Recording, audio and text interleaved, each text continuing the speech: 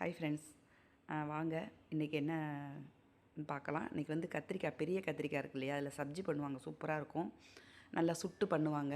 நான் வந்து இன்றைக்கி எப்பயும் போல் காரப்பொடி போட்டு தான் வதக்க போகிறேன் தயிர் சாதத்துக்கு. இன்றைக்கி எனக்கு ஏகாதேசிங்கிறனால நான் இன்றைக்கி ஒன்றும் சாப்பிடும் விரதம் ஃப்ரெண்ட்ஸ். அதனால் தம்பிக்கும், அதாவது பையனுக்கும் மருமக பொண்ணுக்கும் தான் அன்றைக்கி. அதனால் தயிர் சாதம் தொட்டுக்க இது போதும் அப்படின்ட்டாங்க. ஏன்னா நிறைய வேலை, தம்பிக்கும் நிறைய வேலை இருக்குது, மருமக பொண்ணுக்கும். எனக்கு ஹெல்த்து முடியாதனால போன தடவைலாம் ரொம்ப இதாக பண்ணிட்டேன் ஃப்ரெண்ட்ஸ்.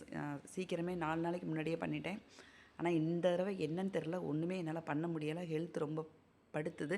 இதுக்கு மல்லிப்பொடி, மிளகாப்பொடி, மஞ்சப்பொடி, உப்பு இது போட்டு நல்லா ஒரு பரட்டினதுக்கப்புறம் லைட்டாக புளித்தண்ணி ஊற்றிக்கலாம்.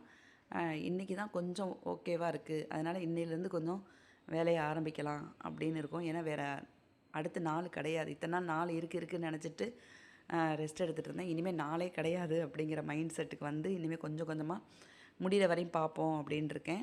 ஏன்னா குழந்த இருக்கிறனால குழந்தைய ஒரு ஆள் பார்த்துக்க வேண்டியதாக இருக்குது. அவங்களும் வெளியில் போகிறாங்க.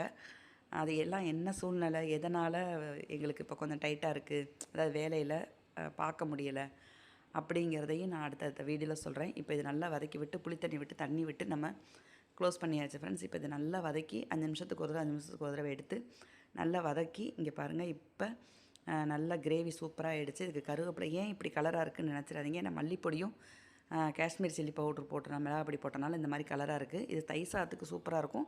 இல்லை சாதத்தில் விட்டு பெரட்டி சாப்பிட்டாலும் நல்லாயிருக்கும். இதை சட்டி சாதமாக சாப்பிட்டா சூப்பராக இருக்கும். அதனால் அவங்க 2 பேருக்கு தான்.